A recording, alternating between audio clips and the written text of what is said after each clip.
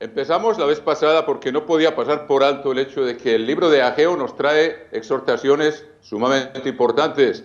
No voy a repetir todos los detalles, hermanos, pero para resumir, ¿qué es el mensaje que nos da Ageo? Primero que todo, que el pueblo estaba muy perezoso para edificar el templo físico que Dios les ordenó que edificaran cuando terminaron los 70 años del destierro en Babilonia. Dios permitió que el rey Ciro emitiera ese decreto y que el pueblo pudiera volver a Jerusalén. Y el principal objetivo, según el mismo Ciro, que Dios le dice, yo te conocí por nombre, aunque tú a mí no me conoces, les ordenó que regresaran y que tomaran todo lo necesario para construir casa al Eterno en Jerusalén. ¿Cuál es la lección para nosotros hoy?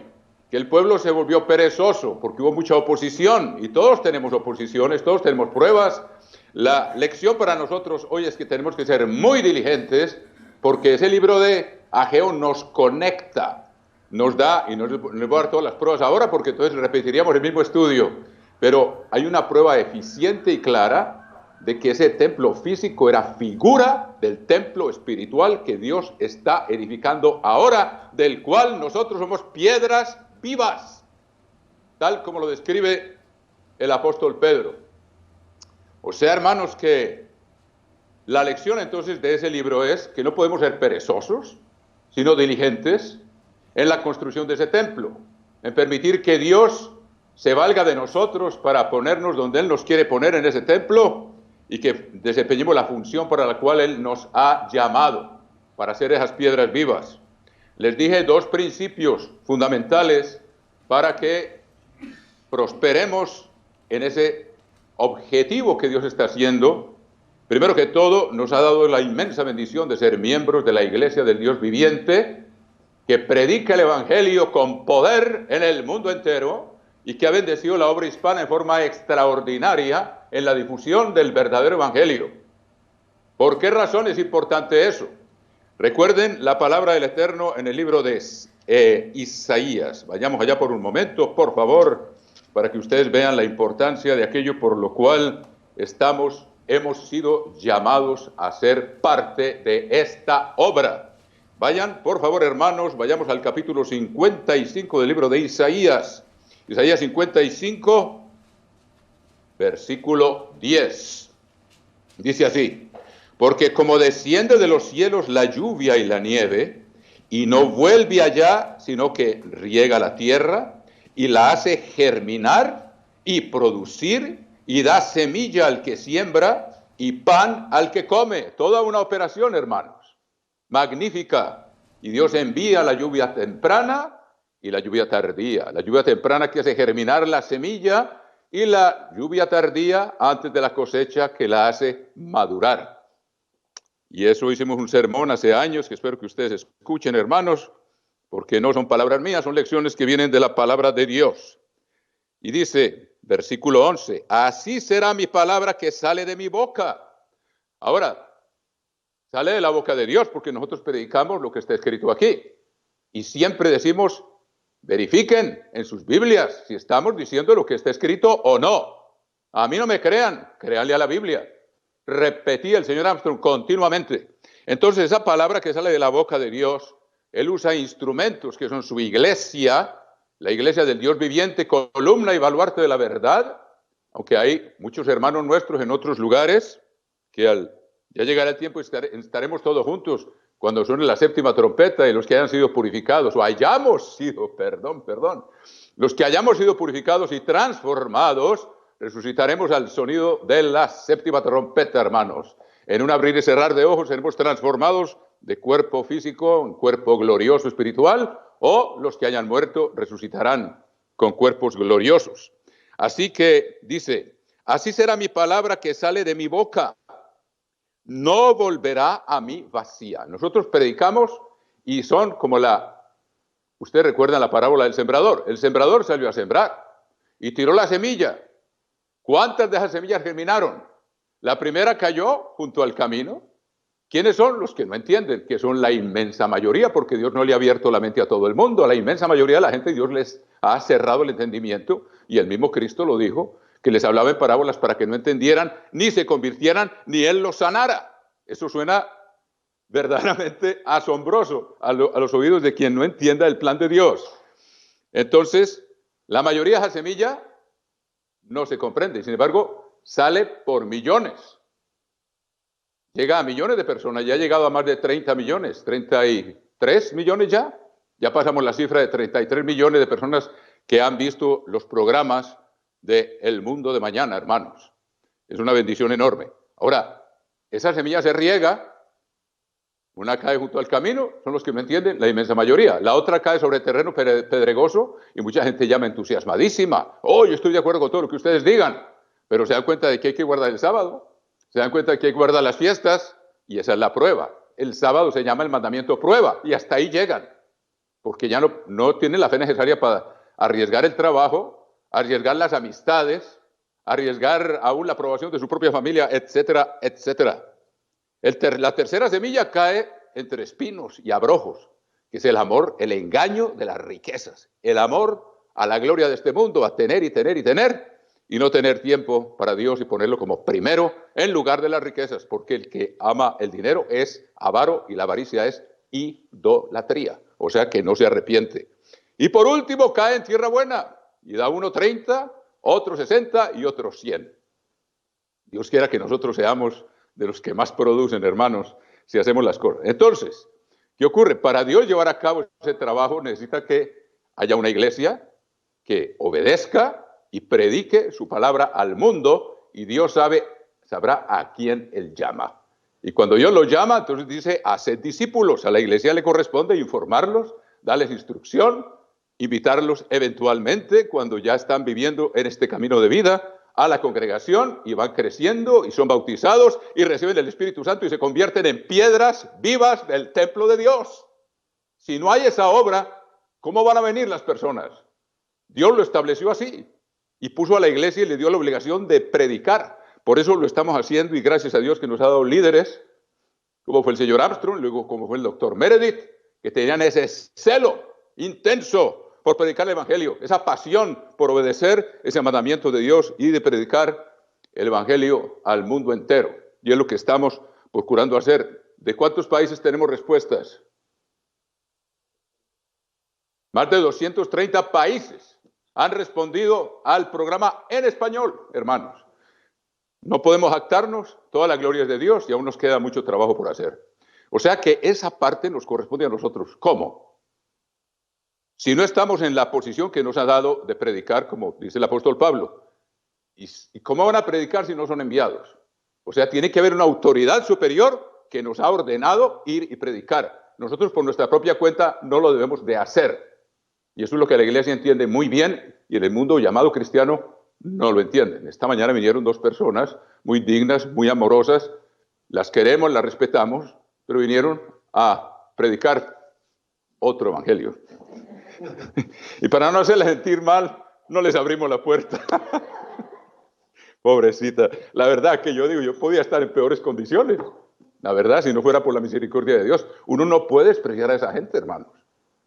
Antes tenemos que estar agradecidos que Dios nos abrió la mente y podemos entender. Esa es una razón para estar agradecidos. Bueno, esa es una parte, es que debemos tener parte en la edificación de ese templo espiritual, como dice Malaquías, haya alimento en mi casa, para que la casa pueda difundir ese alimento por el mundo entero. O sea, esa fidelidad en los diezmos y ofrendas, aunque sea poquito. Dios no mira, como vimos la vez pasada, la cantidad, Él ve la calidad, el corazón del que quiere dar para contribuir. Esa viudita tenía 2 blancas, que era el salario que se había ganado ese día y era el precio de una hogaza de pan. Se quedó sin pan, pero Dios lo ve y Cristo lo miró y dijo, esa señora dio más que todos. Eso es lo que Dios ve, es el corazón, ese deseo de ser parte de la construcción de este templo espiritual. La otra parte que nos corresponde, que también lo vimos ahí, como conclusiones del estudio del libro de Ageo, es que, y él da una explicación muy interesante ahí, de que alguien lleva en un mantel carne santificada, y resulta que, ahí está en el libro de Ageo, no voy a poner a todos los detalles, pero esa carne santificada no puede santificar las otras cosas. Y si las otras cosas están inmundas, la carne puede perder su estado de santificación para ser ofrecida sobre el altar. Lo que quiero decir es, para ponerlo en lenguaje más claro, el apóstol Pablo lo explicó muy bien en la epístola a los Corintios, había un fornicario ahí que estaba cometiendo un pecado de incesto que ni siquiera en el mundo gentil se veía, un pecado muy grave, aunque fornicación es pecado, punto, pero ese era más grave sobre todo, que era peor porque estaba viviendo con la madrastra. Y Pablo dice, ¿no sabéis que un poco de levadura leuda toda la masa? Quiere decir que si queremos trabajar en la construcción de este templo, hermanos, no podemos ser una piedra de tropiezo para el crecimiento de la obra de Dios. Si estamos viviendo en pecado, si estamos practicando el pecado, aunque sea en secreto, tarde o temprano va a salir a la luz y nosotros vamos a tener que salir del templo. En ese capítulo de la lepra, que a lo mejor lo veremos algún día, cuando una piedra tiene lepra, hay que lavarla muy bien. Y si resulta que la lepra ya penetró hasta el punto en que la lavada y vuelve y sale la lepra, hay que arrancarla y echarla afuera. Y otra piedra se pone en su lugar. Y es lo que Dios hace. Si nosotros no damos la medida, Dios llama a otro. Y eso es lo que Él ha hecho desde el principio, hermanos. Acuérdense con Judas. Dios necesitaba 12. Si Judas cayó, había otro que tenía que tomar su oficio. Dios tiene un oficio para nosotros en ese templo. La otra parte es, entonces, esa, que no podemos vivir en pecado e infectar la iglesia de Dios. Estaremos perjudicando la construcción del templo. Tenemos una responsabilidad personal. Y ligado a eso, cada uno debe trabajar con temor y temblor en su propia salvación. Nosotros podemos dar todos los mensajes que ustedes quieran, hermanos. Y también lo explicó el señor Medina. Si eso se queda en mero conocimiento, más vale no haberlo tenido, lo dice el apóstol Pedro. Más le valiera no haber conocido el camino de la verdad que después conocerlo, volverse a su antigua vida como la puerca a revolcarse en el cieno o el perro a su vómito. Es bastante gráfico y bastante elocuente al mismo tiempo esa definición. Entonces tenemos que estar trabajando en nuestra propia salvación. Miren ustedes en Filipenses capítulo 2, versículo 12. Filipenses 2:12. Por tanto, amados míos, como siempre habéis obedecido, no como en mi presencia solamente, sino mucho más ahora en mi ausencia. O sea que cuando uno hace las cosas bien hechas porque el ministro está cerquita o porque me están mirando, no vale. Ocupaos en vuestra salvación con temor y temblor. Cada uno es responsable. Cuando comparezcamos ante el tribunal de Cristo, si no hemos dado la medida, no le podemos echar la culpa a nadie. Porque Dios mismo dice en su palabra, cuando alguien quiere, ama a Dios, amar a Dios es obedecer a Dios. Nadie se lo puede impedir, y dimos ese mensaje en un sermón. Cuando alguien quiere obedecer a Dios, no hay poder en el universo que se lo pueda impedir, ni lo alto, ni lo profundo, ni ángeles, ni la vida, ni la muerte, nadie. O sea que no tenemos excusa. Y no podemos echar la culpa al ministro o a alguien que me miró feo y que no me saluda cuando llego a la congregación. Yo me voy de aquí. Hermanos, debemos tener un poquito más de discernimiento espiritual y llegar más profundo a la esencia de lo que es este llamamiento. O sea que esas cosas debemos estar trabajando. Es la conclusión del libro de Ageo, que no lo pude dejar de lado. Dios está construyendo un templo, con ellos un templo físico, y estaban muy perezosos. Y es una advertencia para nosotros. Por eso no progresaban, por eso no prosperaban. Sembraban mucho, cosechaban poco. Cuando nos está pasando lo mismo a nosotros, examinémonos. ¿Estoy poniendo yo mi corazón en la obra de Dios? ¿Estoy verdaderamente contribuyendo, aunque sea con lo poquito que me puedo ganar, pero con todo mi corazón? Y Dios mira eso y la une. Recuerden unas cosas, hermanos, que también se los dije. Cuando Dios exige que paguemos los diezmos, no es que nos quiere quitar lo poquito que tenemos, como nuestra pequeña mentalidad humana a veces lo quiere entender. Al contrario, Él dice, pónganme a prueba, a ver si no les abro las ventanas de los cielos y les derramo bendición hasta que sobreabunde. Dios lo que quiere es bendecirnos, pero primero nos pone una prueba para saber si somos fieles en lo poco y que la bendición no nos vaya a echar a perder. Por eso Dios probó primero a David, antes de que fuera rey y tuviera todo el poder de ser rey, y probó a José, para que aprendiera a ser humilde y a depender de Dios, y cuando fuera primer ministro no se le subiera la cabeza. Lo mismo con nosotros. Dios, antes de bendecirnos, nos pone a prueba. Obedézcanme en lo poco, a ver si los bendigo. ¿Creemos en eso o no? Sin fe no se puede agradar a Dios. Tenemos que tener eso en cuenta, hermanos. O sea que estamos trabajando en la construcción de un templo, hermano. Y miren lo que lo que ellos hacían físicamente, lo hacemos nosotros espiritualmente. Y Dios se vale de nosotros para la predicación de ese evangelio, para que vengan las piedras que faltan, para completarlo. Y está ya casi completo. Y nosotros somos parte de esa fase final de la construcción de ese templo, de las primicias. Y Pablo dice, vosotros sois el templo del Dios viviente, hermanos. Y el apóstol Pedro nos dice en su primera epístola, capítulo 2, les pido que vayan allá, por favor, para que entendamos la importancia de ese concepto de la construcción de este templo espiritual, del cual todos somos parte, hermanos. Capítulo 2, Pedro, primera epístola del apóstol Pedro, capítulo 2, y vemos el versículo 4. Acercándoos a él, piedra viva.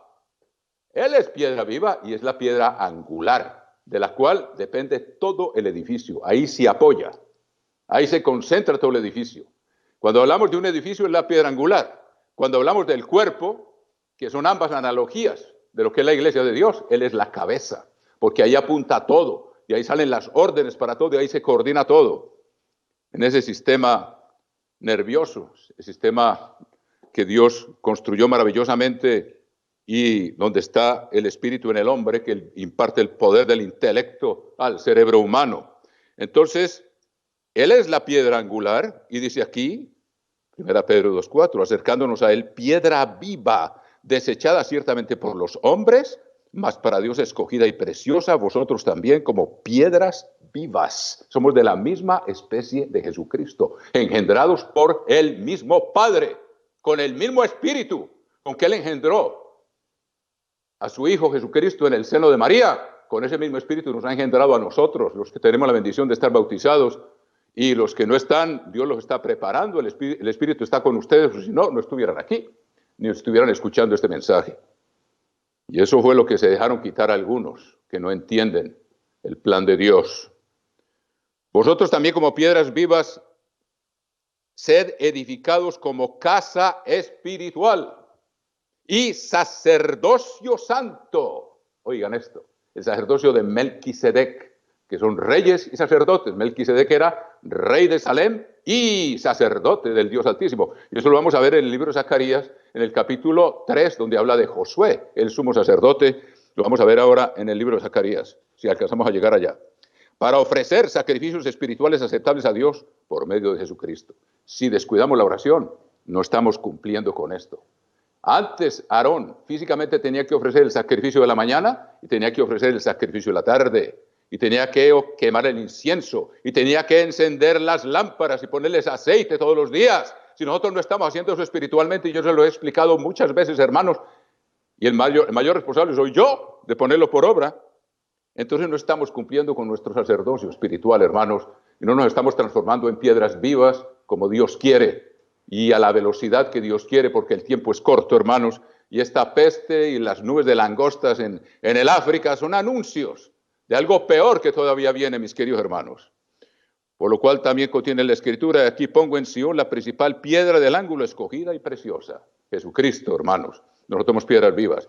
Entonces, en resumen, como les digo, tenemos que estar trabajando en una transformación de nuestro propio ser, y les di el ejemplo de lo que es un corazón carnal con el cual vinimos todos a esta iglesia, hermanos, que Dios Jesucristo explicó, el corazón del hombre, ¿qué es lo que sale de ahí? Capítulo 7 del Evangelio de Marcos. Marcos capítulo 7 dice, versículo 20, Marcos 7:20, pero decía que lo que del hombre sale, eso contamina al hombre, porque de dentro del corazón de los hombres, Marcos 7:21, salen los malos pensamientos, o sea, cosas que no están de acuerdo con la ley de Dios, de toda índole. Los adulterios, es un mal pensamiento, el que mira a una mujer para codiciarla, aunque sea en película, aunque sea en un video, aunque sea en una revista, ya comete adulterio con ella. Si está casado y si está soltero, está cometiendo fornicación. Así de sencilla la cosa, hermanos, y debe ser clara para nosotros. Los adulterios, las fornicaciones, los homicidios, rencores en el fondo de nuestro ser. Eso tiene que salir y ser despedido de de nuestro corazón, porque el que aborrece a su hermano es homicida. Y si vamos a tomar la Pascua teniendo rencores contra alguien, la vamos a tomar indignamente porque no estamos teniendo discernimiento del cuerpo de Cristo. Y la iglesia es el cuerpo de Cristo. Es un pan y de ese mismo pan comemos todos, hermanos. Y si hay rencores, hay división en el cuerpo de Cristo y le hace daño al cuerpo de Cristo y afligimos. Y Dios tiene que tomar medidas hasta el punto en que en Corinto, debido a las muchas contiendas que había entre ellos, muchos murieron prematuramente por irse a tomar la Pascua sin haber hecho la paz con los demás y estar en paz verdaderamente en su corazón con ellos. Recuerden eso, hermanos. Y ahora que estamos acercándonos a la fiesta de la Pascua, y quiero aprovechar esa oportunidad para que usted vea 1 Corintios capítulo 11, por favor. 1 Corintios 11 dice, 1 Corintios 11, veamos primero el versículo 17, que es el que nos anuncia los problemas que había en Corinto y que hay en ciertas congregaciones. 11, 17, pero al anunciaros lo que sigue, no os alabo.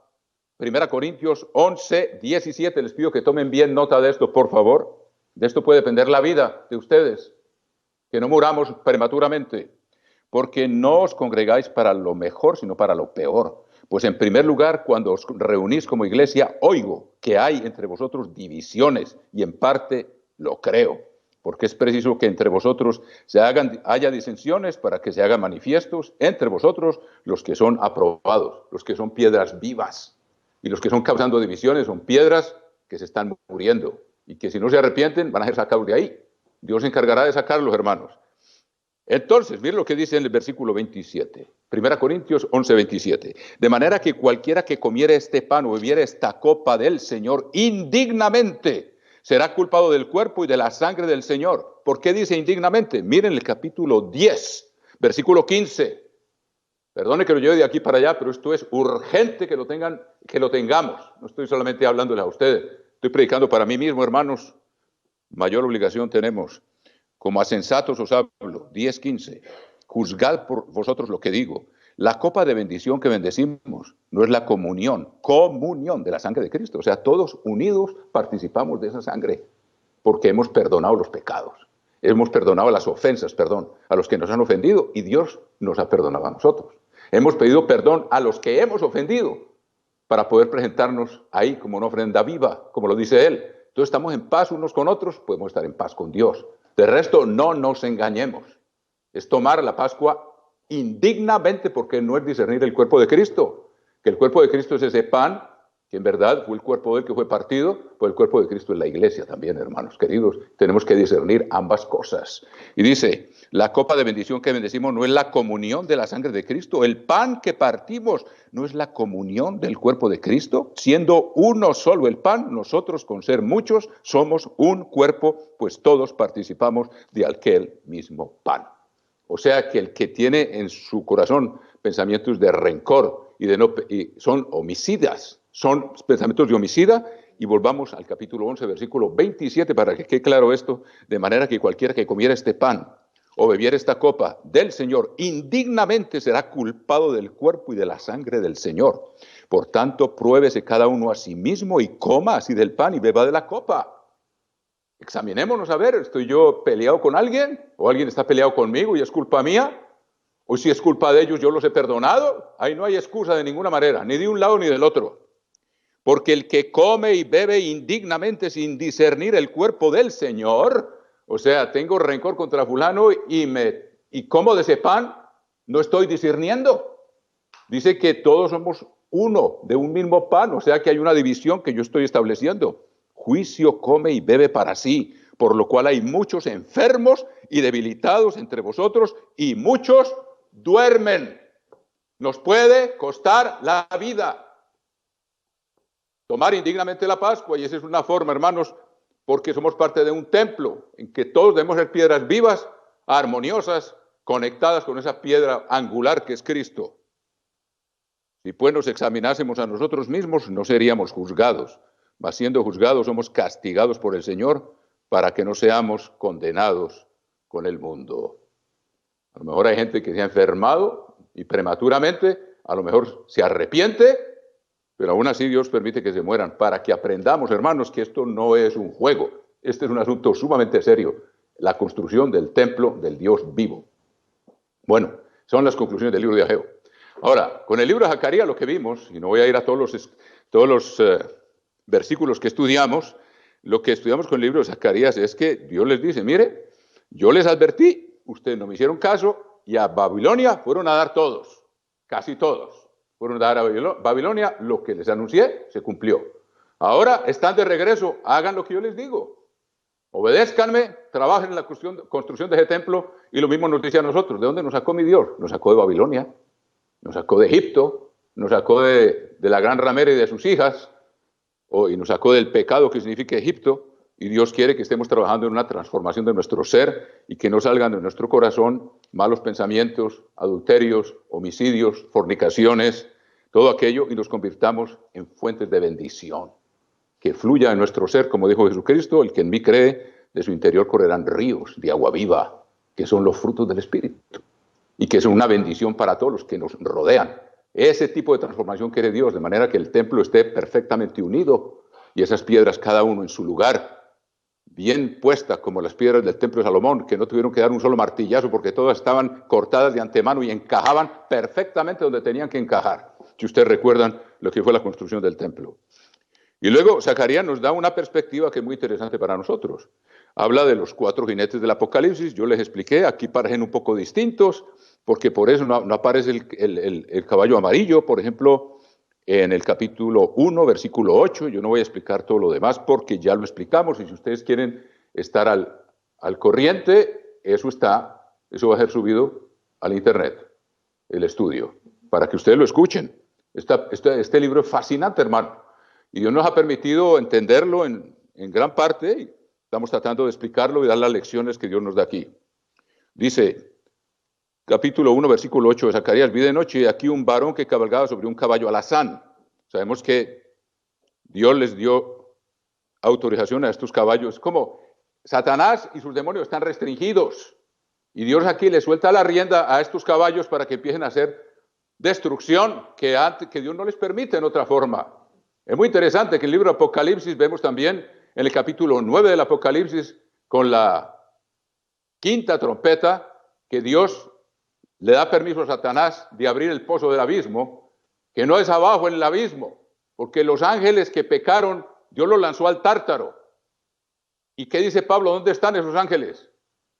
En las regiones celestes, huestes espirituales de maldad, los que rigen las tinieblas de este mundo. No están por allá abajo en un pozo. El pozo del abismo es el estado de restricción en el cual están. Y el libro del Apocalipsis nos presenta eso para que lo entendamos. En el capítulo 9 se habla de eso, y es una restricción que Dios les quita y le permite a Satanás soltar a los ángeles para empezar la agresión de la Tercera Guerra Mundial, en la cual Europa va a atacar a los reyes del Este. Y luego hay 4 ángeles que están sosteniendo la represalia de los reyes del Este. Son 4 y aparecen en este libro. Y Dios dice, da la orden, suelten esos 4 ángeles, y salen, y son 4 carros de caballos, lo vamos a ver aquí más adelante, al galope, y muere una tercera parte del género humano. Si Dios no le pone freno ahí a Satanás, no queda nadie, porque Satanás es homicida desde el principio. Es interesante entender eso, que ese pozo del abismo no es que estén por allá abajo. Pablo dice dónde están. Pedro dice, los ángeles pecaron, los lanzó al Tártaro. Bueno, y los que están arriba, los que están en las regiones celestes, circulando, mirando a ver a quién devoran, ¿no pecaron? O sea que es un estado de restricción. Y Dios nos dice, no le den lugar al diablo. Si nosotros le damos lugar al diablo en nuestros pensamientos, en nuestra conducta, y aún llegamos a adorarlo y a invocarlo, quitamos las restricciones y nos mete un demonio, y ya puede el diablo hacer con nosotros lo que él quiera. Y por eso hay niños que se llenan tanto de odio y de matar y de disparar con juegos y juegos y juegos y juegos, le dan lugar al diablo, después van y matan a los compañeros en la escuela. Se les mete un demonio, hermanos. Esa es la explicación más sencilla que hay, pero el mundo no la entiende. Ellos no pueden entender eso. En fin, muchas cosas de las cuales no tenía planeado hablar, pero si salen, más vale que salgan, ¿cierto? Bueno, Entonces, aquí vemos que estos caballos, hay uno ahí que se llama los overos. Esa palabra en hebreo no se sabe exactamente de qué color es. Los traductores tradujeron aquí en el capítulo 1 de Zacarías, vayan allá por favor, para tomar el hilo de la historia. Vi de noche y aquí Dios le va a dar como 7 visiones u 8 visiones a Zacarías, que las vamos a ir estudiando poco a poco, mis queridos hermanos. Dice, vi de noche y aquí un varón que cabalgaba sobre un caballo alazán. Y ustedes recuerdan que hay 4 jinetes del Apocalipsis. El primero, un caballo blanco. Se le da un arco y sale a vencer. Nosotros sabemos que es el falso profeta o es el sistema de del falso cristianismo de este mundo y que al fin de esta era, dentro de muy poco, y ahora se está perfilando ya ese asunto de los caballos del Apocalipsis con la peste, que es el caballo amarillo. Pero primero nosotros vamos a ver salir y va a empezar una persecución contra nosotros cuando Dios le suelte la rienda, por decirlo así, a ese caballo blanco. Va a empezar una persecución contra la iglesia de Dios. Y van a faltar 135 días para el retorno de Cristo. Yo se los he explicado y es difícil pararme aquí a explicar otra vez eso, pero yo creo que hay estudios muy detallados sobre eso y tal vez lo tendríamos que volver a hacer como un estudio en particular otra vez para que ustedes entiendan esto. Yo les voy a dar la perspectiva profética que nos basamos en Zacarías. Hay caballos alazanes y ustedes, un caballo rojo salió. El primero era blanco, el segundo, que sabemos que son los falsos profetas, pero más que todo el falso profeta. Luego viene el rojo, que es la guerra, las guerras de religión, las guerras que Satanás desata creando división en el mundo. Luego viene el caballo negro, que es el hambre que causa la guerra. La guerra causa hambre, hay escasez. Y luego viene el caballo pálido o amarillo, que es la apariencia de una persona enferma, con una peste o una plaga, y la apariencia de la muerte también. Y Dios los describe el uno tras otro. Aquí aparecen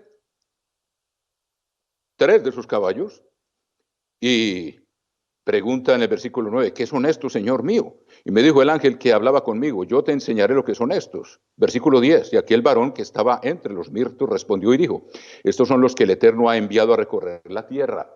¿Dónde está eso? Capítulo 6 del libro del Apocalipsis. ¿Quién abrió los sellos del libro? El Verbo, el Cordero, Jesucristo.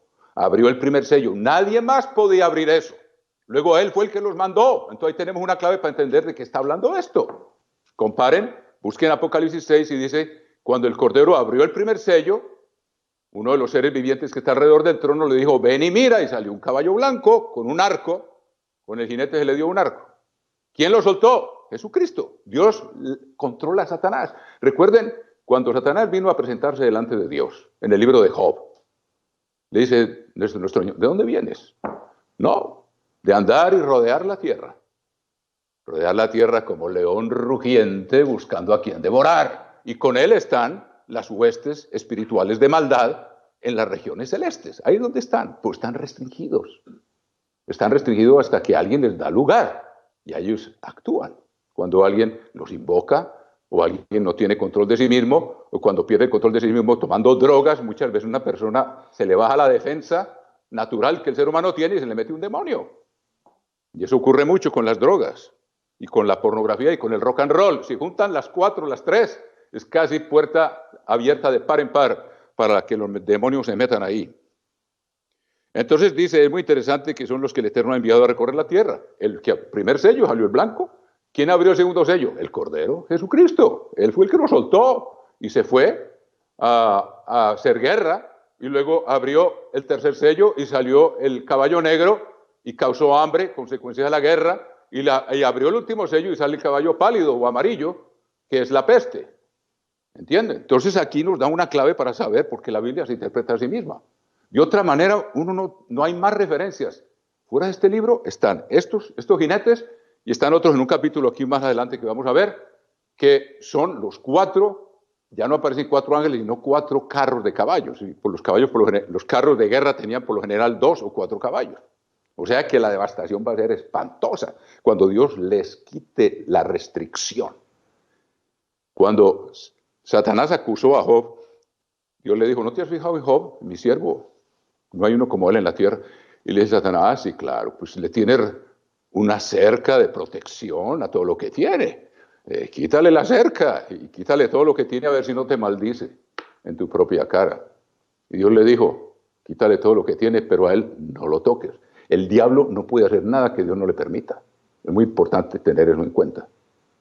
El diablo no puede hacer nada que Dios no le permita. Y después vio que había sido fiel y el diablo volvió y lo acusó otra vez. Y le dije, piel por piel. Hiérelo con enfermedad. Y acuérdense de todo lo que perdió. Perdió la fortuna, perdió los hijos, perdió... Y la única que le quedó fue la mujer para que le diera más duro todavía. Maldice a Dios y muérete. Perdón, damas, yo espero que muchas de ustedes no son así, son todo lo contrario. La única que le quedó. Pero no pudo hacer más nada de lo que Dios. Y después le dijo Dios, bueno, ahora hiérelo, pero no le quites la vida. El diablo se hubiera deleitado en matar a Job, pero le puso una sarna desde la coronilla hasta los talones. Y aún tampoco así, Job. Y Job resistió, a pesar de que protestó. Pues, tenía cosas que aprender, como todos nosotros, hermanos. Pero en fin, aquí lo que es muy importante entender es que Dios es el que controla. Nadie puede hacer nada, ni el mismo diablo, ni los demonios, lo que Dios no les permita hacer. Y por eso Él nos advierte, no le den lugar al diablo, porque una vez que le damos lugar, Dios dice, bueno, eso ya es cuestión de ustedes, por no obedecerme a mí. Entonces permite que haya las cosas que hay, tanta posesión diabólica, porque esto está lleno, hay cada vez más. Y lo que pasa es que la gente no sabe porque les ponen drogas que bloquean la acción del espíritu y la persona todavía funciona normalmente, pero quiten la droga para que vea lo que pasa. Yo conozco casos, varios casos, en que cuando está drogada la persona funciona normal, pero que se le acabe la droga o que la deje de tomar porque se le ocurrió que ya estaba muy bien y vuelve peor de lo que estaban antes, porque el demonio todavía está ahí metido. En fin, hermanos. Dice, aquel varón que estaba entre los mirtos respondió. Estamos leyendo Zacarías 1:9. Yo te enseñaré lo que son estos. Y aquel varón entre los mirtos respondió, estos son los que el Eterno ha enviado a recorrer la tierra. Ahí lo tienen. Lo que parece indicar, y entendemos ahora, hermanos, yo no soy dogmático con estas cosas, es que cuando nosotros terminemos la parte que Dios nos tiene asignada en la construcción del templo, porque la predicación del Evangelio, y esto no les va a dar todas las escrituras, porque si no, no vamos a terminar ni hoy ni mañana. Entonces, la primera parte le corresponde a la iglesia con la predicación. Y es lo que estamos haciendo, y ya se los expliqué. Nosotros predicamos, y Dios llama, y luego vienen a ser discípulos, y finalmente llegan a ser bautizados y se convierten en piedras vivas del templo y nosotros somos parte de ese trabajo. Pero después de nosotros va a haber una predicación, después de que Dios permita que a nosotros nos cierren la puerta, y se los dije la vez pasada, con un teclazo, los capos de YouTube nos pueden cerrar, nos pueden quitar de todas las conexiones que hay, la gente no va a poder ver el programa El Mundo de Mañana. Y cuando hayamos pasado de 33 millones, va a haber mucha gente que va a echar de menos el programa, que la mayoría de la gente escribe y se asombra. De decir, ¿ustedes cómo entienden todo lo que entienden? Y a mí me toca responder llamadas por teléfono y están asombrados de ver lo que nadie les predica. En ninguna parte encuentran el mensaje que está ahí. Cuando ese mensaje desaparezca, la gente le va a dar hambre. Es decir, ¿qué pasó con el programa El Mundo de Mañana? Y eso pasó cuando la revista La Pura Verdad desapareció. La gente decía, ¿qué se hizo la revista? Y como apareció de nuevo con un nombre nuevo que le pusimos nosotros, claro, siguiendo la misma, porque la iglesia, como dijo Jesucristo, las puertas del Hades no prevalecerán contra ella. Y han pasado las crisis que han pasado y la iglesia sigue. Y va a seguir con nosotros o sin nosotros. Pero sigue. O sea que de nosotros depende también, hermano. Entonces, ¿qué va a pasar? Que cuando empiece estos caballos a galopar, al parecer, el primero que sale es el blanco.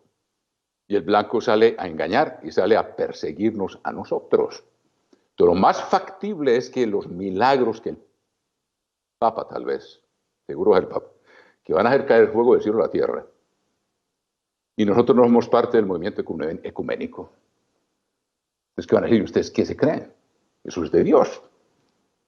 ¿Cómo creen ustedes que eso no puede ser de Dios? Pero los elegidos no pueden ser engañados. Los elegidos tienen la ley de Dios escrita en la mente y en el corazón. Y si alguien le hace caer fuego del cielo a la tierra, le dice, miren, aquí está esta imagen. Hay que adorarla para que ustedes tengan prosperidad, para que puedan comprar y para que puedan vender. Y si nosotros decimos no, no la vamos a adorar. ¿Por qué? Porque la ley está escrita en el corazón. No te harás imagen ni ninguna semejanza de lo que está arriba en el cielo ni abajo en la tierra. No te inclinarás a ellas ni las honrarás, porque yo soy el Eterno tu Dios fuerte. Aprendanse eso de memoria. A mí me dijo una vez alguien, no, pues si a mí me toca adorar una imagen, yo no creo en eso. No importa, yo me inclino y nada. Y le dije, ¿qué dice el mandamiento? Léelo, hermano. ¿No te lo sabes? No te inclinarás a ellas. Por el mero hecho de inclinarte, lo estás infringiendo la ley de Dios, aunque tú no creas en eso. Y los amigos de Daniel lo sabían muy bien. Ellos no se dieron en absoluto y Dios espera lo mismo de nosotros, hermanos. Ya hay un ejemplo de lo que ocurrió. Era una imagen que había que adorar, lo mismo que va a volver a ocurrir. Por eso Dios tiene esos ejemplos, para que tengamos ejemplos concretos, hermanos. Y al parecer, entonces, ahí es donde va a empezar cuando el diablo trató de tomarse el trono de Dios por segunda vez y el lanzado a la tierra persigue a la mujer. Ahí empiezan los 1335 días. Por eso dice el libro de Daniel, Dios le dice, feliz, bienaventurado el que llegue a 1335 días, porque va a pasar por esa persecución que viene antes de que empiecen los últimos 3 años y medio. 1335 días están 75 días antes del comienzo de los 3 años y medio. Y como nos van a perseguir, porque no aceptamos el poder de los milagros y de todo lo que están convenciendo al mundo entero de que esta es la religión, este es Cristo que ya regresó, y etcétera, etcétera, vamos a ser odiados de todos los pueblos por causa del nombre de Jesucristo. Entonces, ¿qué pasa? Entre 1335 y 1260, para los que son matemáticos, hay 75 días. Y esa profecía que está en Amós, apúntenla, 8:11, dice, he aquí vienen días en que yo traeré hambre, no de pan, sino de oír la palabra de Dios. Entonces, mientras nosotros estamos huyendo hacia el lugar de refugio, no va a haber más predicación porque YouTube va a recibir la orden de quitarnos por completo, porque hemos dado a conocer la verdadera identidad de la falsa religión. Por eso nos vienen encima nosotros, hermanos. Cada vez lo entendemos más. Entonces, en ese periodo de tiempo hay persecución sobre los que están más involucrados en la construcción de ese templo, como se lo estoy dando a explicar ahora, y por eso es interesante este libro de Zacarías. Y entonces, es un tiempo de 75 días, y ahí es donde encaja la profecía de Amós. Va a haber hambre de oír la palabra de Dios porque nadie más predica lo que nosotros predicamos a la escala que lo predicamos, hermanos. Y si hay otros grupos de la iglesia de Dios que lo están haciendo, a ellos también lo van a frenar. Entonces, vamos huyendo y al mismo tiempo se cumple la palabra de que va a haber hambre. Resulta que al cabo de los 75 días, cuando la iglesia entra al lugar de refugio, porque va a ser sustentada en el desierto, yo le estoy diciendo todo esto de memoria, estúdienlo, hermanos, está en el capítulo 12 del Apocalipsis, por tiempo y tiempos, la mitad de un tiempo, 3 años y medio. Ahí es donde empiezan a predicar los 2 testigos, entonces termina el hambre de la palabra de Dios.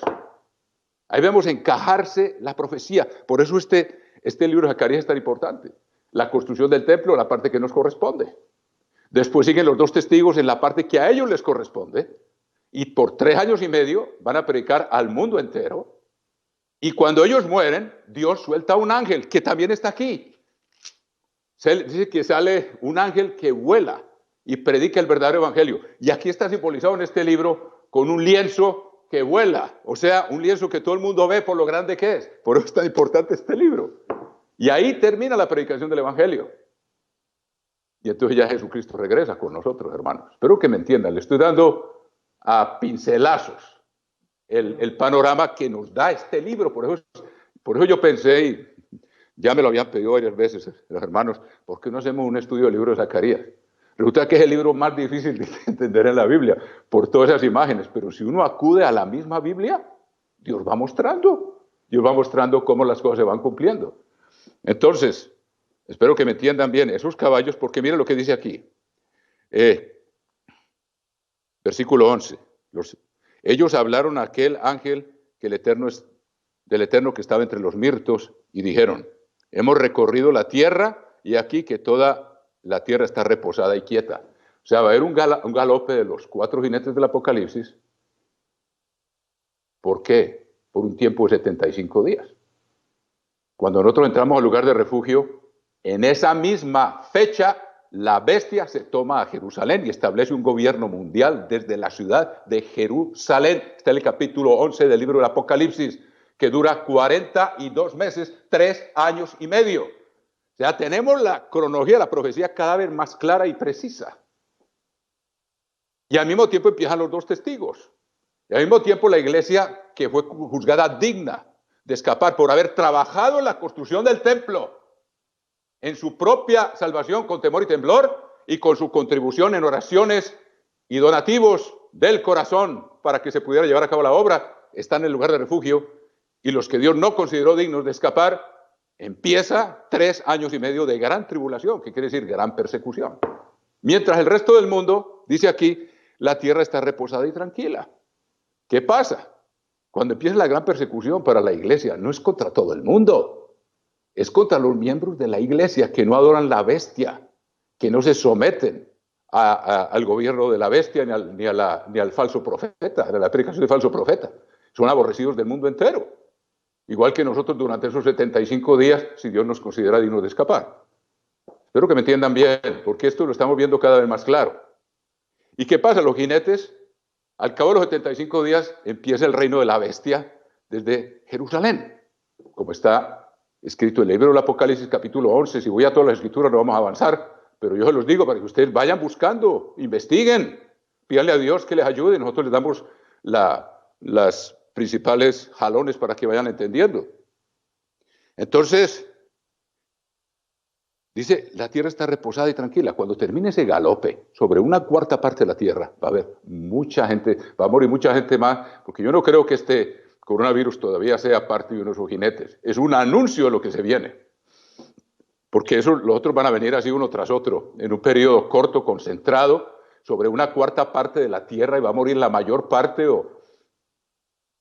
a veces hemos dicho, dice que va a morir una cuarta parte de la tierra. Y la Biblia dice, se les dio poder sobre una cuarta parte de la tierra, que es decir, van a ser afectados con el engaño, con la guerra, con el hambre y con la peste. Pero no dice exactamente que todos van a morir, pero van a ser gravemente afectados. En cambio, en la 6ª trompeta sí dice, una tercera parte de los hombres van a morir en 1 hora. Ahí sí lo dice textualmente, que es cuando Dios, aquí, estos caballos, como que Dios les pone un freno. Y esperen para que se cumpla esta parte de la profecía, que es lo que se llama la Pax Romana. Va a haber un comercio mundial increíble, dirigido por la bestia desde Jerusalén. Y va a haber comercio con Rusia y con la China. ¿Y dónde está eso? Está en el libro de Ezequiel, donde está la profecía sobre Tiro. Ahí está la lista de países que van a comerciar con la bestia, hermano.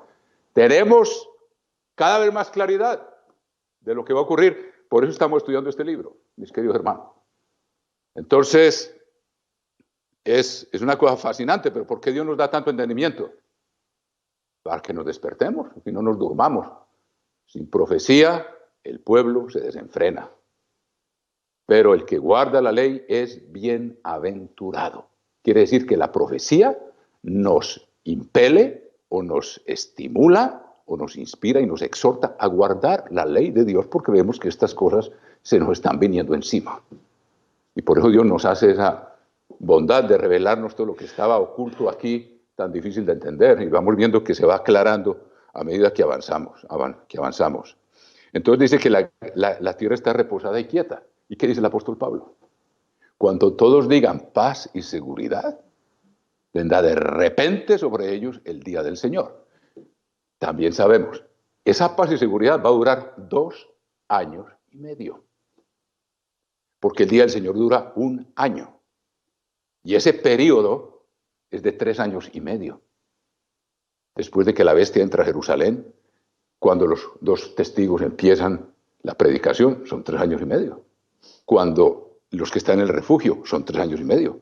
Los que están siendo perseguidos a muerte por guardar el sábado, por no adorar imágenes, por obedecer la ley de Dios, son 3 años y medio. Y de esos 3 años y medio, 2 y medio van a ser de gran prosperidad. Como dice la Gran Babilonia, capítulo 18 de Apocalipsis. Léanlo Y el libro de Ezequiel, creo que es capítulo 27, ahí está. La enorme prosperidad que va a haber, pero muy corta, y la gente va a decir, no. La gente va a creer que Jesucristo ya regresó y que está sentado allá en Jerusalén y quiso parar los sacrificios porque Él vino a reemplazar los sacrificios. Y la gente los va a adorar como si fuera Dios y se va a sentar en el trono de Dios como si fuera Dios. Satanás ha tratado de subirse al cielo y bajar a Dios de su trono en 2 veces. Una vez, y todavía lo va a tratar otra vez. Como no pudo y no puede impedir el retorno de Cristo, entonces viene aquí abajo, nos persigue a nosotros que lo vamos a reemplazar sobre los tronos de la tierra y va y se sienta en el trono de Jerusalén, que Dios llama a ese lugar el trono de Dios, porque no lo pudo hacer allá arriba, lo hace aquí abajo, pero no le va a tocar mucho tiempo, por medio de un ser humano. Le estoy dando, como digo, brochazos así, hermanos, porque es complicado, porque no es tan complicado, pero cada vez Dios nos enseña más cómo es que van a ocurrir todas estas cosas. Y estos libros nos ayudan. Entonces, la tierra está reposada. Lean 1 Tesalonicenses capítulo 5, y dice, cuando todos digan paz y seguridad, ahora sí, llegó el reino de Dios. Estamos en buenas condiciones con los rusos, con los chinos, con el África, con todo el mundo. Estamos bien. Eso va a durar 2 años y medio. A los 2 años y medio empieza el día del Señor, que dura 1 año. Las 7 trompetas empiezan un día de trompetas y terminan un día de trompetas. ¿Cómo sabemos que 1 año? Está en 3 veces en la Escritura, o más de 3 veces. Lo voy a mostrar rápidamente. Capítulo 34 de Isaías. En Isaías está en 3 veces. Isaías 34 dice,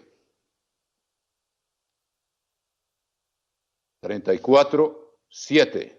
Apunten bien esto y después lo buscan si no tienen tiempo. Y con ellos caerán búfalos y toros con becerros. Estos son símbolos de las naciones del mundo. Y su tierra se embriagará de sangre y su polvo se engrasará de grosura, porque es día de venganza del Eterno. Año. Ahí está. Día, año. Interpretado por la misma Biblia. Año de retribuciones en el pleito de Sión. Cuando Dios va a efectuar su venganza sobre el mundo por haber perseguido a su iglesia, también por haber humillado a los judíos, que son el pueblo de Dios. La salvación viene de los judíos, no nos olvidemos de eso, porque ahora hay sentimientos antiseméticos muy arraigados. Puede que tengan pecados como los tiene todo el mundo, pero nosotros tenemos que tener cuidado con eso, mis queridos hermanos, y tener discernimiento espiritual. Ellos son, ahora Dios, Jesucristo, es otra cosa que vamos a ver aquí. Jesucristo al morir se divorció de Judá. Ellos ya no son la iglesia de Dios, pero es un pueblo que Él recuerda por el pacto que hizo con Abraham, Isaac y Jacob. Y Él los ama todavía, ese pueblo, aunque los va a reprender y todavía van a ser llevados cautivos otra vez. Aquí en el capítulo 14 de Zacarías dice, la mitad de la ciudad irá en cautiverio. ¡Otro cautiverio! Un judío por allá en Australia una vez oyó un programa nuestro donde se hablaba de eso y escribió desesperado, dice, no me digan que otra vez, que seguro le tocó a él pasar por el holocausto. Y se viene otra de esas, hermanos. Pero Dios ama a ese pueblo, Dios ama a las 12 tribus de Israel. Y nosotros ahora nos ha injertado en esas tribus por el Espíritu de Dios. Así como ellos son hijos de Abraham, nosotros somos hijos de Dios el Padre. Y Abraham es la figura del Padre. Y si alguien es hijo del Padre, es hijo de Abraham. Eso lo dice Romanos. Yo no planeaba decirles tantas cosas hoy, pero bueno.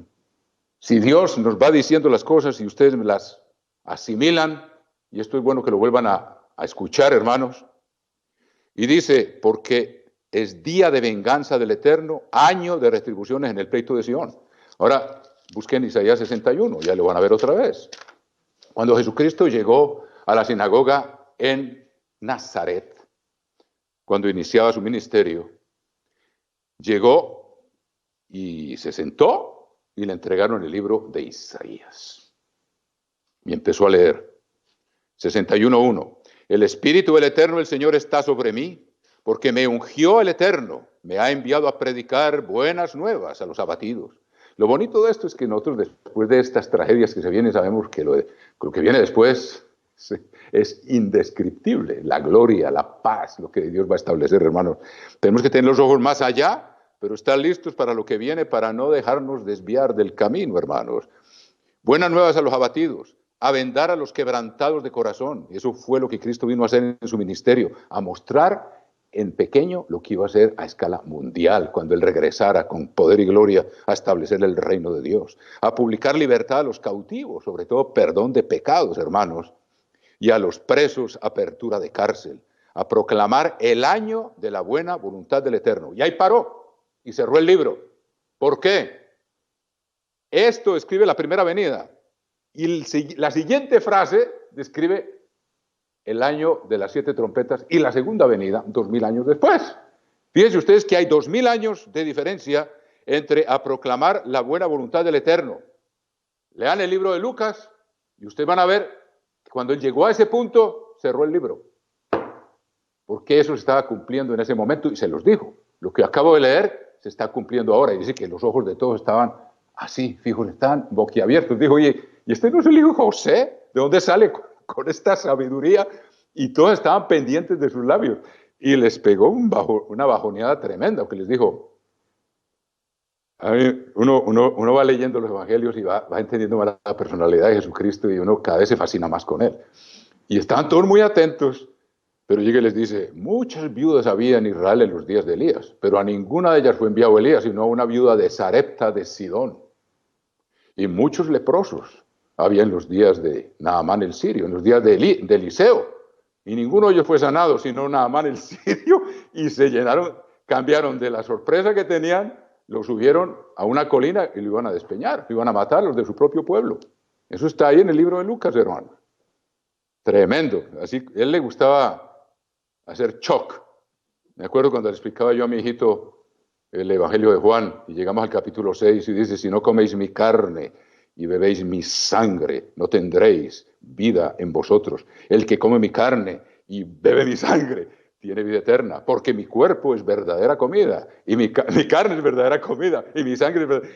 Y me decía, ¿por qué es la primera vez que le escuchaba eso? Eso es lo bonito cuando uno como padre le enseña a sus hijos, se crea un vínculo espiritual. Uno fue el que los explicó. Me dije, papá, ¿y por qué les hablan en términos tan canibalescos? Le dije, mi hijito los quería choquear para que no se les olvidara lo que les estaba diciendo. El plan de Dios es ser uno con nosotros. Es lo que les estaba diciendo ahí. Y después más adelante dice, las palabras que os he hablado son espíritu y son vida. La carne para nada aprovecha. Pero él utilizó eso para que, y nunca se les iba a olvidar. Aunque sea que no creyeran lo que fuera, pero a uno no se le olvida. Y sobre todo, como hablaba él, bueno. Y vamos a ver que aquí otra vez se habla también de ese año, el capítulo 63 de Isaías, volteen la página y lo van a ver, versículo 4, ahí está. Porque el día de la venganza está en mi corazón, el año de mis redimidos ha llegado. Más claro no puede ser. ¿Cuál es el año de los redimidos? El año en que va a sonar la 7ª trompeta. Entonces, por eso les digo que sabemos que el reino de la bestia, con toda su prosperidad y negociando con el mundo entero, va a durar únicamente 2 años y medio. Y después empieza, como todos dicen que la tierra está reposada y tranquila. Y Pablo dice, cuando digan paz y seguridad, no saben lo que se les viene. En 2 años y medio que se van así, empieza la primera trompeta. Y ustedes van a lean lo que es una destrucción sistemática del sistema humano y también de la faz de la tierra. Cristo viene a renovarla milagrosamente, seguramente como lo hizo en el libro del Génesis capítulo 1. Va a hablar, porque ahí no va a haber tiempo de ir con lentitud, si no la gente se va a morir, los pocos que queden vivos. Bueno, volvemos a Zacarías, hermanos, a ver. En todo caso, todo esto lo despierta la lectura de los profetas. Sigamos aquí, a ver si avanzamos un poquito. Zacarías capítulo 1, versículo 12. Respondió el ángel del Eterno y dijo, oh Eterno de los ejércitos, ¿hasta cuándo no tendrás piedad de Jerusalén y de las ciudades de Judá, con las cuales has estado airado por espacio de 70 años? Entonces aquí un ángel le pregunta a Dios. Recuerden que ese ángel puede ser el mismo Jesucristo, preguntándole al Padre. Recuerden que dice, ¿hasta cuándo? Y nosotros ya sabemos que son 3 años y medio. 3 años y medio en que Jerusalén va a estar ocupada, pisoteada por los gentiles. Se los leo para que lo tengan en cuenta. Capítulo 11 del libro del Apocalipsis. Capítulo 11 del libro del Apocalipsis dice así. Entonces me fue dada una caña semejante, apúntenlo si no tiene tiempo de llegar, me tengo que dar prisa, perdonen que vaya tan rápido. Entonces me fue dada una caña semejante a una vara de medir y se me dijo, levántate y mide el templo de Dios y el altar y a los que moran en él. ¿Sabe que aquí está hablando de nosotros? Vamos a ser probados. Nosotros somos el templo de Dios, hermanos. Pero el patio que está fuera del templo déjalo aparte, porque a Dios, al mundo, no lo está juzgando ahora. Medir es juzgar, por eso dice, con la vara que midiereis seréis medidos. Y Dios nos está midiendo ahora a ver si damos la medida para entrar en el reino de Dios y ser parte del reino para cambiar para siempre este mundo. Pero el patio que está fuera del templo déjalo aparte y no lo midas. O sea, el resto del mundo todavía no está siendo juzgado. El juicio comienza por la casa de Dios. Porque ha sido entregado a los gentiles y ellos hollarán la ciudad santa 42 meses. Entonces la pregunta aquí del ángel, ¿hasta cuándo? Son 42 meses. La pregunta de Zacarías, nosotros ya tenemos la respuesta, que es cuando Cristo regresa, libera a Jerusalén y hace volver, y nosotros pues lo recibimos en el aire como seres transformados, Dios mediante que allá estemos todos, y el pueblo que sobreviva el año del Señor, los sobrevivientes de Israel, van a volver llorando y también por arrepentimiento, pero cantando también de alegría, y van a volver otra vez a la tierra de Israel, de las diferentes partes donde estaban. Entonces dice, oh Eterno de los ejércitos, versículo 12, ¿hasta cuándo no tendrás piedad de Jerusalén y de las ciudades de Judá, con las cuales has estado airado por espacio de 70 años?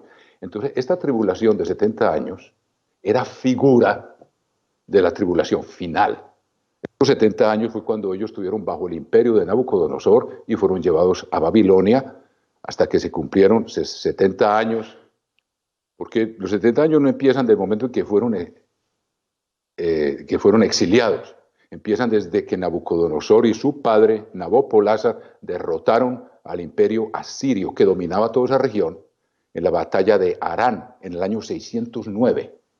Y a partir de ahí hasta el 539, cuando Ciro entró, son 70 años. Hay varias formas de contar eso, pero ellos quedaron sujetos al imperio babilónico a partir del año 609. Todos sus países, todas esas tierras. Pues mire, lo voy a leer. Miren Jeremías capítulo 25. Jeremías capítulo 25, hermano. Dice, toda esta tierra, versículo 11, Jeremías 25, 11. ¿Cuánto tiempo llevamos? 15 minutos. ¿Me quedan o vamos? 2:40. ¿Me quedan 15 minutos? ¿Hasta dónde llegamos? 25, 11, miren. Toda esta tierra será puesta en ruinas y en espanto, y servirán estas naciones, no solo los judíos, no solo la nación de Israel, perdón, la nación de Judá. Israel ya había sido llevada cautiva hacia del año 720 a.C., estamos hablando aquí del 609, perdón. Y cuando sean cumplidos los 70 años, castigaré al rey de Babilonia y a aquella nación por su maldad, ha dicho el Eterno, y a la tierra de los caldeos, y la convertiré en desierto para siempre. Entonces Dios a veces con esas profecías que se cumplieron en ese tiempo, como el templo en los días de Ageo, Dios se proyecta al futuro, y eso nos permite entender. Aquí dice, convertiré en desierto para siempre a Babilonia. Todavía no ha sido convertida en desierto para siempre. Bueno, en cierta forma sí, allá en Irak, pero todavía viene otra Babilonia que va a ser completamente destruida. ¿Me entiendes? Lo que les quiero decir, en el capítulo 29, vuelve y lo repite, 29 de Jeremías, porque así dijo el Eterno, cuando en Babilonia se cumplan los 70 años, Jeremías 29:10, apúntenlo por favor. Cuando en Babilonia se cumplan los 70 años, yo os visitaré y despertaré sobre vosotros mi buena palabra para haceros volver a este lugar. Porque yo sé los pensamientos que tengo acerca de vosotros, dice el Eterno, pensamientos de paz y no de mal, para daros el fin que esperáis. Entonces, Dios cumplió la promesa. Primero les dijo que iban a ser llevados cautivos por no obedecer. Después de que fueron llevados cautivos, les digo, bueno, yo los voy a hacer volver acá. Tenía que construir el templo. Resulta que eso está conectado cuando Daniel, que tenía el libro, los rollos de Jeremías, él los tenía en Babilonia. Daniel tenía acceso a esas cosas. Cuando vio que Babilonia había caído bajo los medos y los persas, hizo la cuenta y dijo, son 70 años desde que Babilonia empezó a regir toda esta región. Ya es tiempo de que Dios nos permita volver. Y entonces el capítulo 9 de Daniel, miren ustedes y verán lo interesante esto, hermanos queridos. Les estoy dando así como una especie de panorama. En el capítulo 9 de Daniel, dice, en el año primero de Darío, primer versículo. Darío era, al parecer, era un tío, hermano del papá de Ciro. El que conquistó a Babilonia fue Ciro, el persa, pero él luego tenía otras campañas que hacer y dejó a Darío como encargado. Y Darío le tomó mucho cariño a Daniel. Y se acuerda que a los otros les dio celos y lo hicieron lanzar al pozo de los leones. Y Darío el que estaba encargado en Babilonia. Pero Ciro fue el que la conquistó. Pero dice, en el año primero de Darío, que fue en el año 539, cuando se cumplieron los 70 años. Hijo de Asuero, de la nación de los Medos, que vino a ser rey sobre el reino de los caldeos, que es Babilonia. En el año primero de su reinado, yo, Daniel, miré atentamente en los libros el número de los años de que habló el Eterno al profeta Jeremías, que habían de cumplirse las desolaciones de Jerusalén en 70 años. Entonces Daniel, pero había una condición, que Dios los dejaría venir si lo buscaban, y no se me olvidó leerlos en Jeremías, con todo el corazón y con todo el alma. Y Daniel tenía eso. Daniel tenía celo por su pueblo, por el pueblo de Dios, tenía celo por el santuario de Dios que había sido derribado, tenía celo por la ley de Dios. Y entonces él miró y dijo, ya se cumplieron 70 semanas. Y dice, y volví mi rostro a Dios el Señor buscándole en oración y ruego, en ayuno, cilicio y ceniza. Y oré al Eterno mi Dios e hice confesión diciendo, ahora Señor Dios grande, digno de ser temido, que guardas el pacto y la misericordia con los que te aman y guardan tus mandamientos. Hemos pecado, hemos cometido iniquidad, hemos hecho impíamente y hemos sido rebeldes y nos hemos apartado de tus mandamientos y de tus ordenanzas. Es una oración preciosa, hermanos, que es muy bueno que leamos de vez en cuando. Sin embargo, mire una cosa. Daniel estaba esperando que le dijera, bueno, sí, ya se cumplieron los 70 años, ya van a regresar a Jerusalén. Y así fue. Dios los dejó regresar, porque el primer edicto que hizo Ciro, cuando él entró en Babilonia, los judíos que había en Babilonia le mostraron que el nombre de él estaba en el libro de Isaías, desde hacía 150 años. Y Ciro, eso está en el libro de Flavio Josefo, Ciro se quedó estupefacto. Y el primer edicto que hizo fue dejarlos regresar y ofrecerles todo lo necesario para que construyeran la casa del Dios del cielo en Jerusalén. Entonces, eso fue una cosa maravillosa. Y hay otro caso, que también con Alejandro Magno. Ese no está en la Biblia, pero está en el libro de Flavio Josefo. Alejandro Magno, 300 años después de esto, invadió la tierra de Israel y se tomó la ciudad de Tiro, que nadie se había podido tomar. Ni los persas pudieron, ni... En fin. Y me está yendo la onda ya. Entonces, Alejandro le mandó un mensaje al sumo sacerdote. En ese tiempo no había rey en Israel. Recuerden, después del destierro, después de Sedequías, no hubo más rey en Israel. Salatiel era hijo de uno de los reyes, pero fue gobernador, pero no fue rey. Es interesante estudiar todas esas cosas, pero bueno, yo se los cuento aquí lo mejor que puedo. Entonces, Alejandro le mandó un mensaje al sumo sacerdote que le mandara oro y le mandara alimento para sostener sus tropas, porque iba a seguir su rumbo para combatir a los persas. Y usted sabe que Alejandro se vino y destruyó el imperio medo-persa de forma bastante eficiente, asombrosamente. Y el sumo sacerdote le mandó decir, yo le di mi palabra a Darío, este es otro Darío, como 4 Daríos en el imperio medo-persa, de que yo le iba a enviar oro a él y yo no puedo faltar a mi palabra. Y Alejandro se pegó, pero qué enojada, y dijo, pero ¿quién se cree? Este sumo sacerdote, pues como era un hombre joven, tenía 30 y murió de 33 años a la edad de Jesucristo, y había ganado todas las batallas, no perdió ni una. Entonces digo, ¿y quién es este? Y entonces lo mandó a amenazar y dijo que iba a venir. Y el sacerdote se vistió y oró y ayunó con todo el pueblo. Dijo, se va a venir Alejandro con todas sus tropas contra nosotros. Y lo salió a recibir vestido con sus vestiduras sacerdotales. Y cuando Alejandro lo vio, se acordó de un sueño que había tenido en que un hombre de Dios le salía al encuentro y que le decía el éxito que iba a tener en sus campañas. Y vino y se inclinó ante el sumo sacerdote y fue a Jerusalén y pidió que ofrecieran sacrificios por él. Alejandro Magno, después de lo bravo que venía, y le contó el sueño que había tenido, y le dijeron, pues aquí está usted escrito en el libro de Daniel, capítulo 8, usted es el gran cuerno, el cuerno que va a ser partido en 4 pedazos. Y eso también lo dejó impactado. Lo mismo pasó con Ciro, en todo caso es otra historia, y que, bueno, aquí estamos bregando a... Entonces, hay muchas historias. Entonces, esto es fascinante, hermanos. Yo no sé dónde era que iba yo. Iba a ver, Debbie, ¿en qué iba yo? Tú que eres secretaria, me conoces ya. Bueno, sigamos. En todo caso, Dios le contestó la oración porque vio que ya se habían cumplido las 70 semanas y la contestó tanto que Ciro, el primer edicto que hizo, ustedes lo ven, está en el último capítulo del segundo libro de las Crónicas y en el primer capítulo de Esdras, que sigue, está ahí repetido. El segundo libro de las Crónicas termina y empieza el libro de Esdras. Ahí está el decreto de Ciro, donde mandó que el pueblo fuera a edificar. Fue el único de esos imperios que no persiguió a los israelitas, fueron los persas, los medo-persas.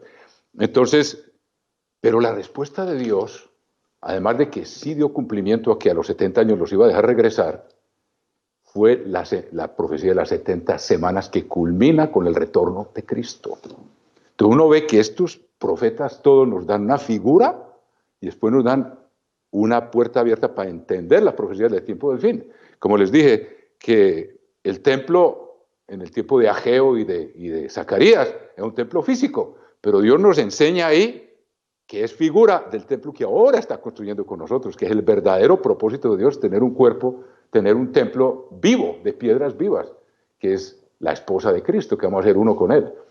Y en esas 70 semanas, esos 70 años, eran figura de 70 semanas que iban a transcurrir y que se cumplieron 69 con la aparición de Cristo como ser físico, cuando vino, carne y hueso, con la vida en su sangre para poderla derramar por nosotros, y es un ministerio de 3 años y medio, y quedan faltando 3 años y medio para cumplirse las 70 semanas. Y fíjese cómo el ángel se lo dice aquí. El ángel no le dice, no, ya se cumplió los 70 años, ya está cumplida la profecía, no, le introduce otra, que no son 70 años, sino 70 semanas.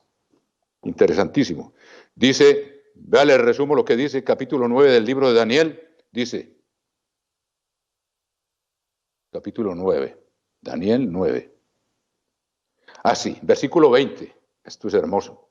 Aún estaba hablando, llorando y confesando mi pecado y el pecado de mi pueblo Israel, y derramaba mi ruego delante del Eterno mi Dios por el monte santo de mi Dios, por Jerusalén. Nosotros tenemos celo por la iglesia y por la obra en esta forma, hermano. Yo me pregunto si tenemos, yo no siento todavía esa pasión por ese hombre era tan amado, porque era la obra de Dios. Aún estaba hablando en oración cuando el varón Gabriel, a quien había visto en la visión al principio, volando con presteza, vino a mí como a la hora del sacrificio de la tarde. Es decir, que Daniel, espiritualmente, siendo que él no era de la descendencia de Aarón, como judío, no era solamente judío físico, sino judío espiritual, siguió ofreciendo sacrificios espirituales a tarde y a mañana, a la misma hora que se hacían los sacrificios físicos. El fuego no se apagó en el templo, pero no en el corazón de Daniel. Es hermoso eso, y es lo que nosotros debemos estar haciendo, ofreciendo sacrificios espirituales tal como lo dice, como un sacerdocio real, ofreciendo sacrificios espirituales a Dios por medio de Jesucristo, que era el Cordero. El sacrificio de la mañana era un cordero, el sacrificio de la tarde era un cordero. Debemos estar haciendo lo mismo espiritualmente. Y Daniel lo estaba haciendo. Y Dios lo escuchó. Y me hizo entender y habló conmigo diciendo, Daniel, ahora he salido para darte sabiduría y entendimiento. Como quien dice, hay algo más que estos 70 años. Y le dice, al principio de tus ruegos fue dada la orden, y yo he venido para enseñártela, porque tú eres muy amado. Entiende pues la orden y entiende la visión. 70 semanas, no está hablando de 70 años. Como les digo, esa promesa la cumplió Dios. Y gracias a esta misma oración de Daniel. Pero aquí dice, 70 semanas están determinadas sobre tu pueblo y sobre tu santa ciudad para terminar la prevaricación y poner fin al pecado y expiar la iniquidad. ¿De qué está hablando? ¿Qué va a hacer Jesucristo cuando vuelva? ¿Va a encerrar a quién? A Satanás. ¿Cuándo? El día del ayuno. Y ahí lo ven ustedes descrito. Para terminar la prevaricación y poner fin al pecado y expiar la iniquidad, para traer la justicia perdurable y sellar la visión y la profecía y ungir al santo de los santos. Para completar toda esta profecía, aquí le está dando una respuesta adicional. Hermanos, y ahora podemos nosotros discernir estas cosas, bendito sea Dios, y estamos apenas en la introducción, el primer capítulo de Zacarías. Ya me va a tocar terminar. Bueno, tal vez oraron mucho ustedes para que el Eterno nos inspirara, y es lo que está pasando. Veamos un poquito más y terminamos esto. No falta mucho. Dice, capítulo 1, versículo 12, dice, ¿hasta cuándo estaréis airado estos 70 años? Y aquí dice, el Eterno respondió buenas palabras, palabras consoladoras al ángel que hablaba conmigo. Fíjese que él clama, ¿cuándo? Cuando los jinetes paran la carrera y dicen, el mundo está en paz. O sea, empiezan 3 años y medio.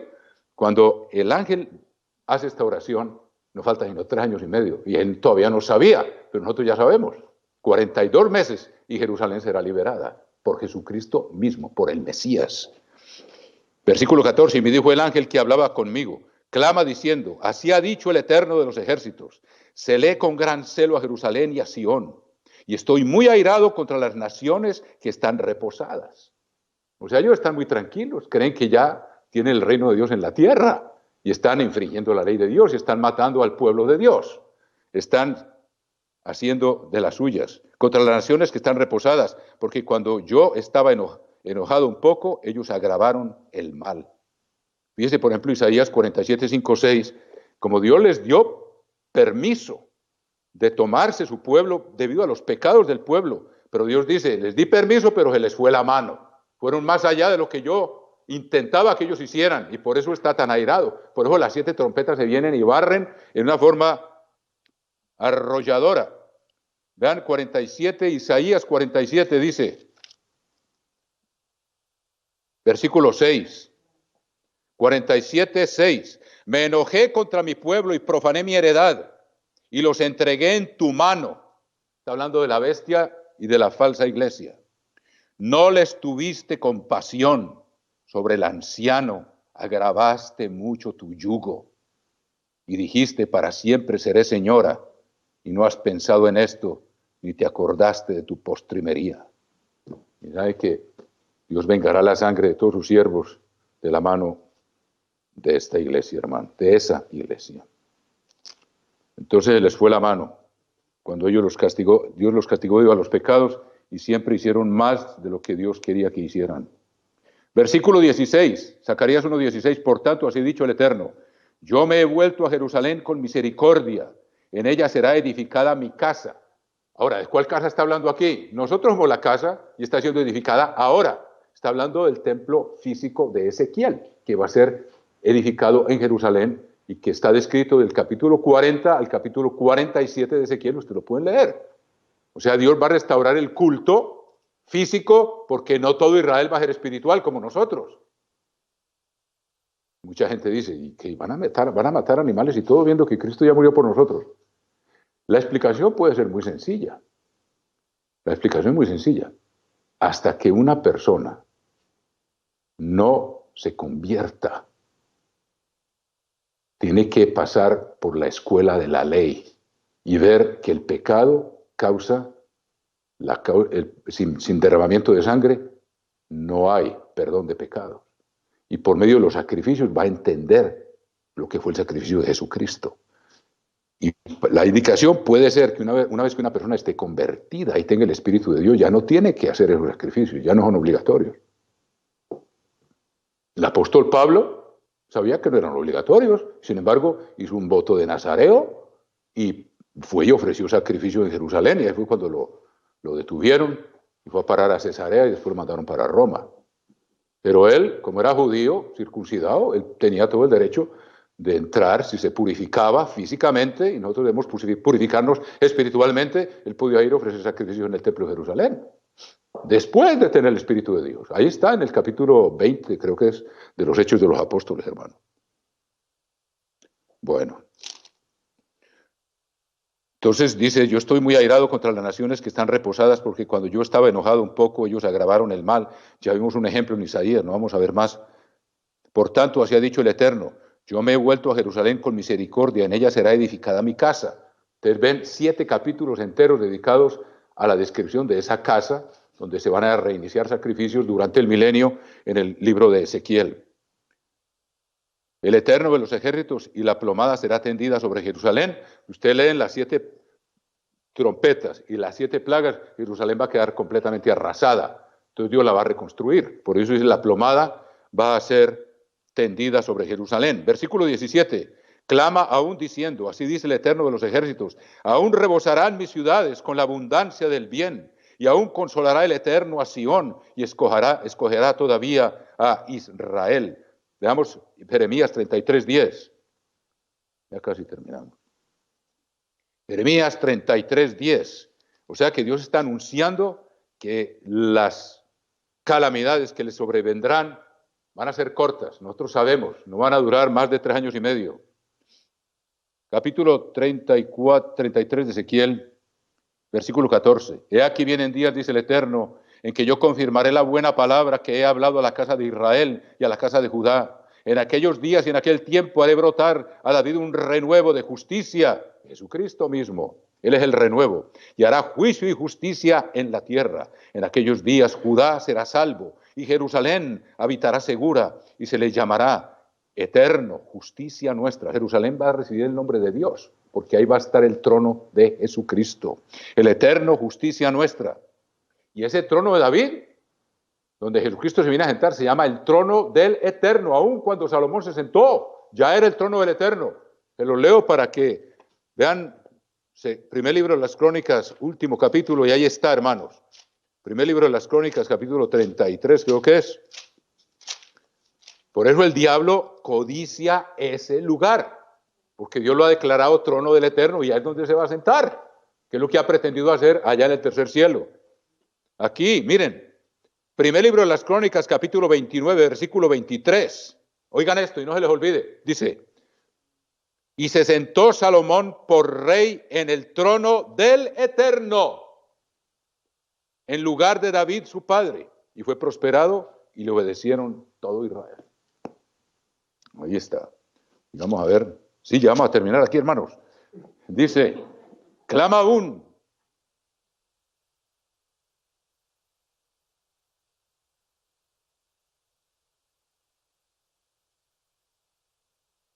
Ahí dice que rebosarán las ciudades con abundancia y Dios escogerá a Sión. Estamos en Jeremías 33:10, ahí estábamos. Jeremías 33, Dios describe ese futuro glorioso.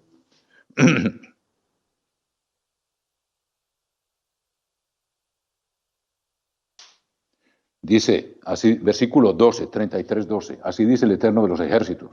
En este lugar desierto, sin hombre y sin animal, y en todas sus ciudades aún habrá cabañas de pastores que hagan pastar sus ganados. O sea, vamos a una sociedad agrícola. Aunque a muchos les duela, hermano, están acostumbrados al smog, al ruido, a la falta de aire puro y de paisajes, a la vida de la ciudad. Y eso se va a acabar, hermanos. Las ciudades van a ser muy distintas. Dice, para que hagan pastar ganados. Versículo 13, en las ciudades de las montañas, en las ciudades de las Efelas, son aldeas, en las ciudades del Negev, en la tierra de Benjamín y alrededor de Jerusalén, y en las ciudades de Judá, aún pasarán ganados por las manos del que los cuenta, ha dicho el Eterno. He aquí vienen días, dice el Eterno, en que yo confirmaré la buena palabra que he hablado a la casa de Israel y a la casa de Judá.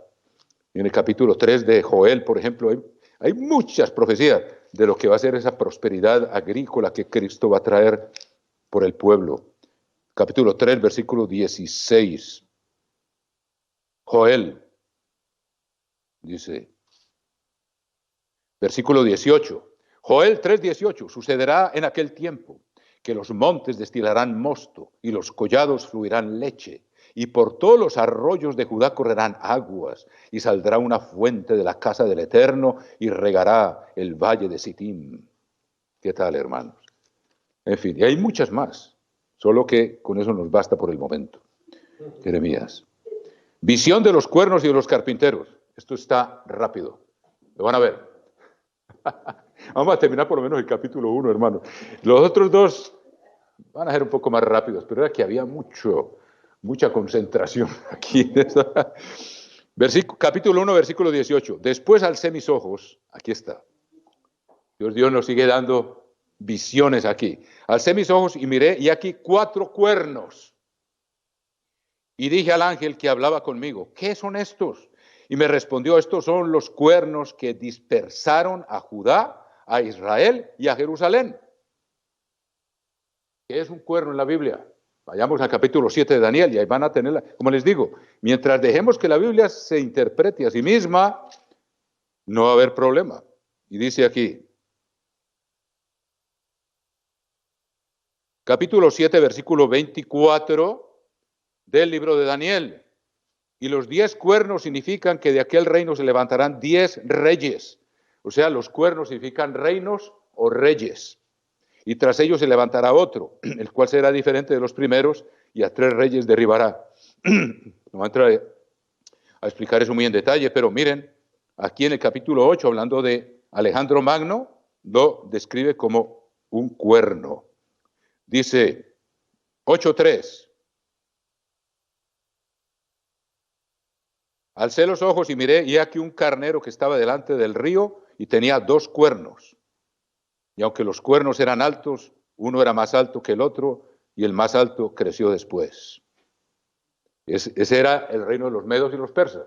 Los medos crecieron primero y los persas después, y por eso el otro cuerno resultó ser más alto que el primero. Y el carnero es símbolo de los persas. Entonces vemos ahí, versículo 5, mientras yo consideraba esto, he aquí un macho cabrío venía del lado del poniente sobre la faz de toda la tierra, sin tocar tierra, y aquel macho cabrío tenía un cuerno notable entre sus ojos.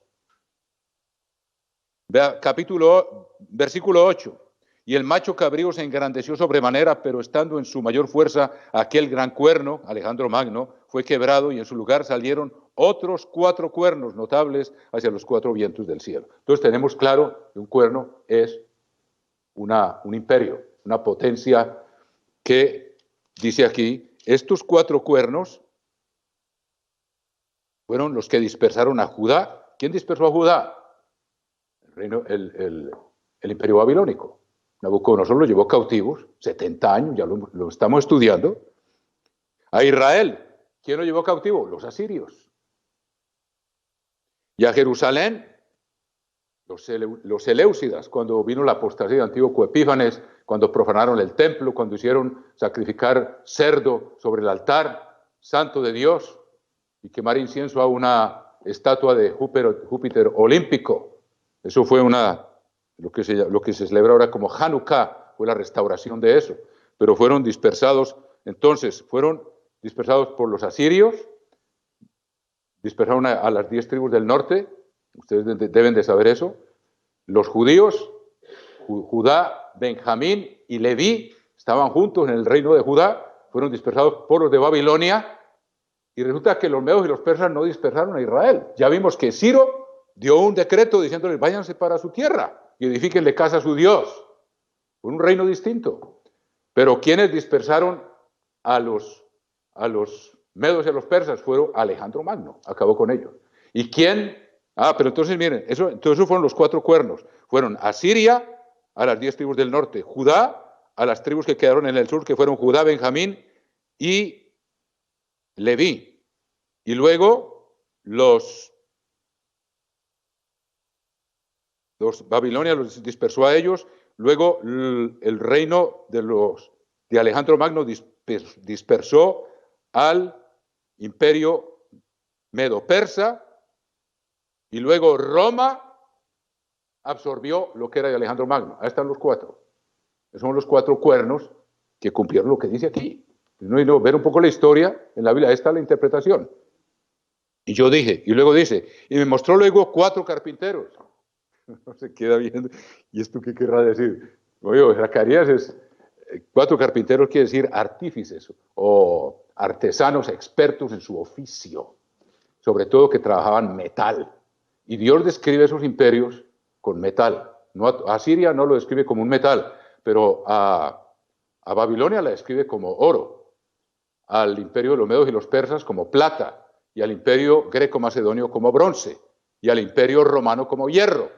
Entonces dice aquí, y me mostró luego cuatro carpinteros, y yo dije, ¿qué vienen estos a hacer? Y me respondió diciendo, aquellos son los cuernos que dispersaron a Judá, tanto que ninguno alzó su cabeza, mas estos han venido para hacerlos temblar, para derribar los cuernos de las naciones que alzaron el cuerno sobre la tierra de Judá para dispersarla.